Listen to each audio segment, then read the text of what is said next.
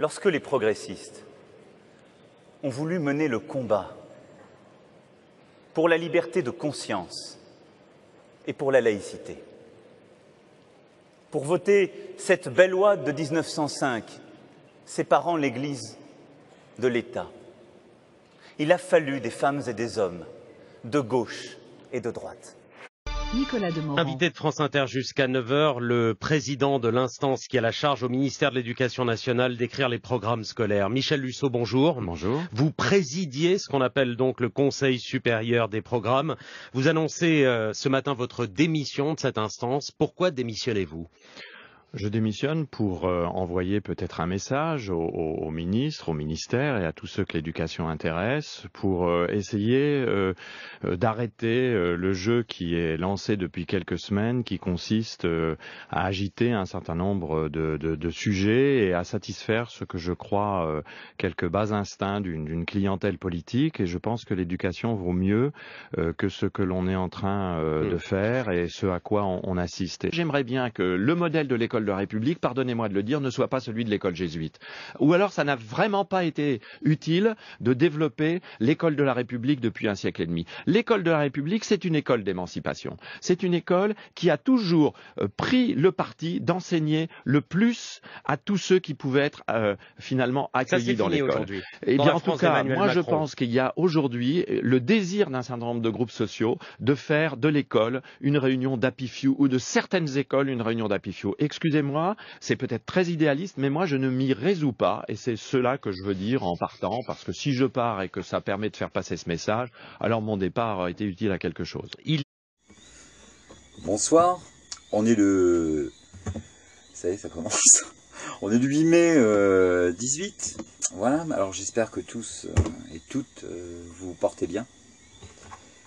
Alors en amont, et je l'ai fait exprès de mettre donc en premier Macron et en second Michel Lusseau, parce que on a là, si vous voulez, un antagonisme flagrant, et on a surtout donc la sensation que Macron est vraiment un gros menteur. Pourquoi ? Parce que donc il nous explique que la loi 1905 a été, si vous voulez, pour la France, donc une grande loi, et à juste titre, si elle était appliquée, c'est-à-dire la séparation donc entre les religions et le politique et les politiques, c'est-à-dire entre le pouvoir spirituel et le pouvoir temporel. Pourquoi ? Parce que les religions, vous le savez maintenant, elles sont dans des rituels, et un rituel ne sera jamais une pensée. Donc, en fin de compte, les religions divisent, c'est tout ce qu'elles font, hein. Ça, on peut l'entendre. En France, vous avez des communautés de toutes sortes, et tant qu'il y aura toutes ces communautés avec leur idéologie, bon, bah, évidemment, ça pourra pas fonctionner. Comment voulez-vous avoir un collectif dans la diversité ? La diversité doit se rassembler autour de la conscience, de cette conscience universelle. Si vous voulez, c'est un peu un jardin. Vous avez différentes fleurs et différentes plantes. Et ben, c'est la même eau pour arroser tout ce jardin. Il en est de même pour les hommes et les communautés. Bon, revenons à notre lascar là, Macron. Donc Macron vante la loi, donc la séparation de la loi 1905. Faux, rétorque Michel Lusseau, puisque dans la matinale de Demorand et à ses grandes dames, à Demorand, puisqu'il a été piqué au vif, on voit bien la réaction de Demorand, donc certainement un journaliste jésuitisé, comme bon nombre sur France Inter. Donc il annonce qu'il ne veut pas que le modèle d'éducation de la République soit dispensé par les jésuites. Voilà, c'est clair, hein. On a quand même le directeur des programmes scolaires en France qui dénonce la mainmise des jésuites sur l'éducation nationale, sur la politique, en gros, quoi, sur vos consciences. Bien. Michel Lusseau dénonce publiquement. Est-ce qu'il est soutenu par Asselineau, qui toutes les semaines va faire les poubelles pour vous raconter tous les potins de la République, hein, en passant par le secrétaire d'État au transport, en remontant à Édouard VII, enfin bref. J'invente, mais en gros, c'est ça. Hein. Asselineau, c'est monsieur Potin. Commérage garanti, quoi. Bref, est-ce qu'il a rebondi sur la démission de Michel Luceau? Non. Donc, qui ne dit mot consent. Évidemment qu'il ne faut pas mettre les jésuites sur la table. Bien. Est-ce que Vernochet en a parlé? Non. Est-ce que Marion Sigon en a parlé? Non. Dieudonné? Non. Soral? Non. Plancard-Dassac? Non.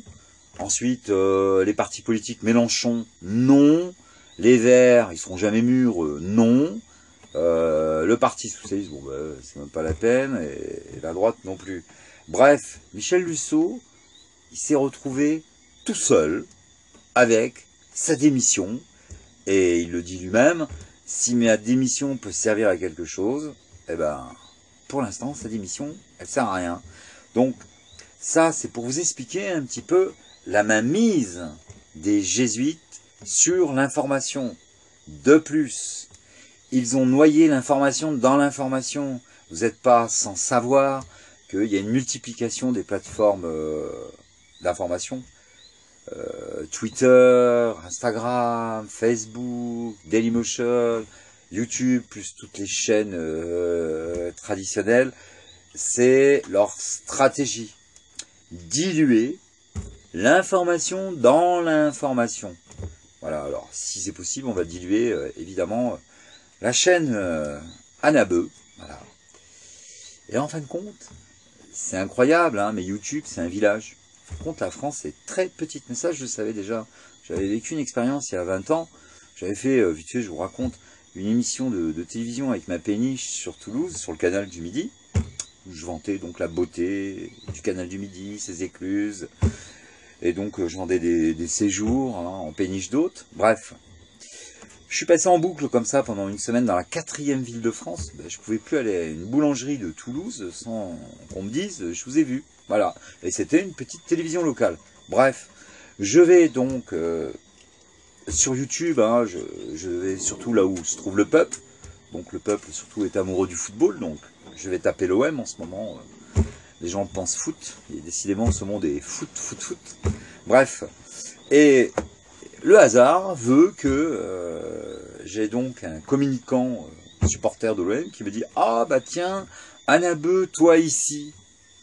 Incroyable. Voilà, alors je lui explique que je me rapproche de la plèbe, hein, voilà, pour essayer d'informer. Je vais aussi donc sur les chaînes, vous savez, où vous avez là les minettes qui font des maquillages, ça a des millions de vues. Je vais là où il y a le plus de vues. Et comme par hasard, pareil, ah tiens, Anabeu, t'es là. Donc, mes vues sont bel et bien bloquées.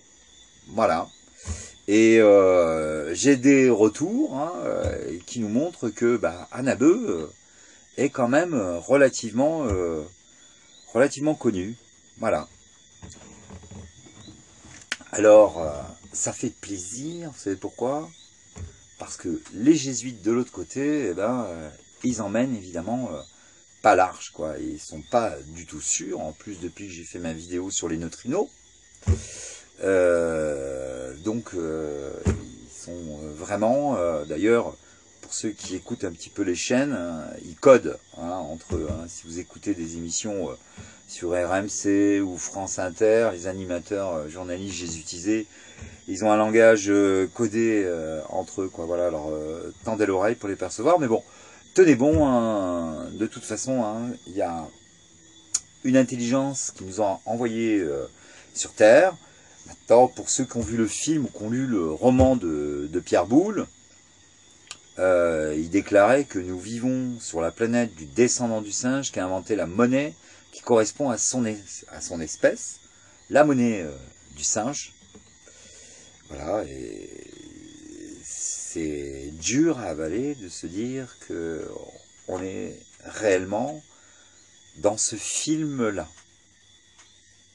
Voilà, parce qu'il faut quand même dire les choses comme elles sont. Voilà. Alors j'espère que là-haut, ils ont pensé à tout, et que la cavalerie va pas tarder à arriver, parce que je ne saurais pas comment vous le dire autrement. Voilà. Alors, je vous tiens au courant, je vous embrasse, et puis gardez la foi. Salut. Des idées réclamant le fameux sacrifice, les sectes de tout poil en offrent des séquelles. Et la question se pose aux victimes novices. Mourir pour des idées, c'est bien beau, mais lesquelles? Et comme toutes sont entre elles ressemblantes, quand il les voit venir avec leur gros drapeau, le sage, en hésitant, tourne autour du tombeau. Mourons pour des idées, d'accord, mais de mort lente, d'accord, mais de mort lente.